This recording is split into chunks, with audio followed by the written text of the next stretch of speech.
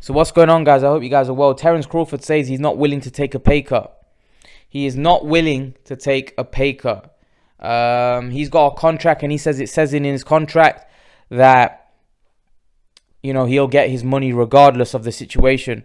I don't think Terence Crawford will probably fight in this lockdown period until fans are back, just because I think how is Bob Arum and Top Rank going to be able to afford that, to pay him $5 million, because I believe he gets paid around $5 million a fight.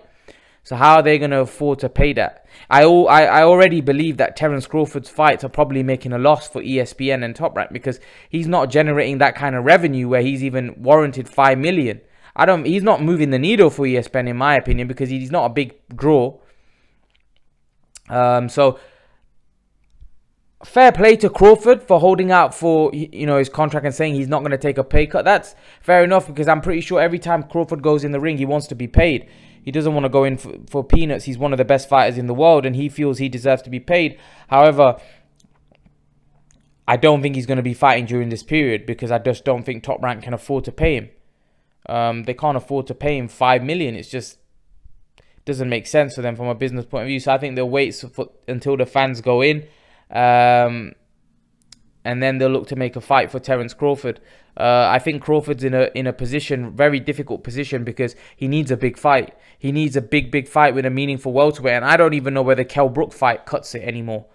If you remember Terence Crawford's interview with IFL TV, he named about 5 fighters that he would rather fight than fight Kell Brook.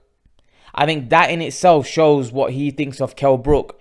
And the reason why he's saying that is because he knows that Kell Brook's probably a tough fight, and it's a fight where he gets no credit. So he's thinking to myself, why shall I fight Kell Brook when I don't really get any credit for it, and I don't really get anything from the fight if I win? And that's why he doesn't want to fight Sean Porter, because although Sean Porter is a tough fight, I think he's looking at Sean and thinking, this is going to be a tough fight. Sean Porter's a dog. He's going to come in there and he's going to make it very, very tough for me, right? Why fight Sean Porter when I can rather fight Spence or Pacquiao in fights that are just as tough? But I'll get a lot of credit if I win. I'll get a shed load more money, and I'll become unified champion if I win. So I think Crawford is now looking at it from a business point of view, if I'm honest with you.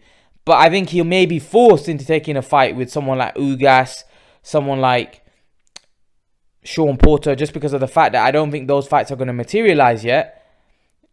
And I think he has to take a big fight, because I think the fans are getting frustrated. Fans are getting frustrated with Crawford, because you see a lot of comments now on social media, Crawford fighting another cab driver. He's fighting another fight. People are getting frustrated with Terence Crawford.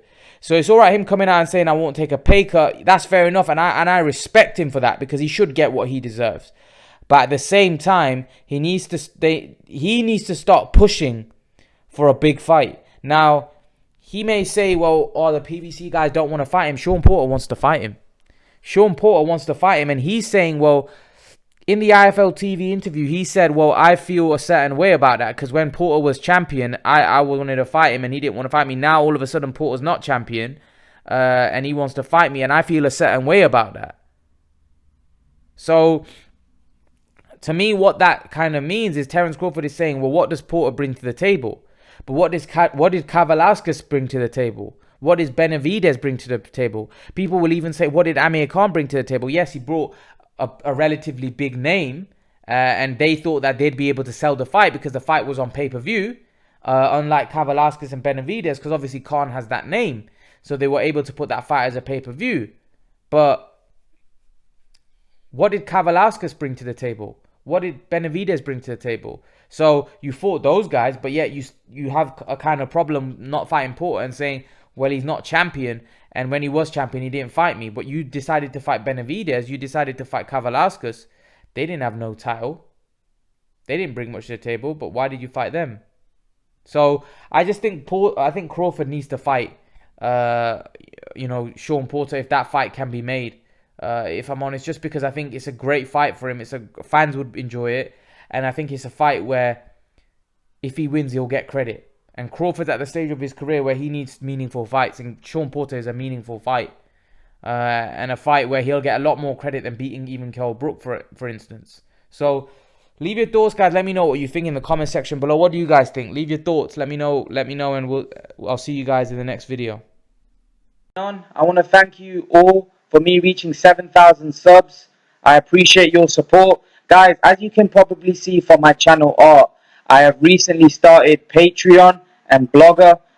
If you were to click on this icon here, it will take you to my Patreon page, and I just want to take you through my Patreon page. So at the minute, I've got two options. Hopefully, I will increase this if my Patreon grows. But at the minute, I've got one option, which is $1 a month fan donation, which will obviously help me produce better quality content on YouTube and faster for you guys. And I've got another option of $3 a month for 2 live streams a week discussing boxing with myself. You guys will get to speak to me face to face, and I'll take you to my boxing blog. So if you were to click on this B sign here, it will take you to my boxing blogs, which is this page here. And all you have to do is click on here, and that will take you to my boxing blogs, where you can see all my different articles that I've wrote. So as you can see, I've wrote 6 articles about different topics. So if you want to click on one of my articles, all you got to do is click on this, and it will take you straight to the article, and you can read it, and you can then go back and read the others if you would like. But yeah, guys, I thought I'd just highlight this to you. So make sure to read my articles. Make sure to subscribe to my Patreon if you're interested. And guys, I thank you for your support. I thank you for me reaching 7,000 subs. Guys, I'm out.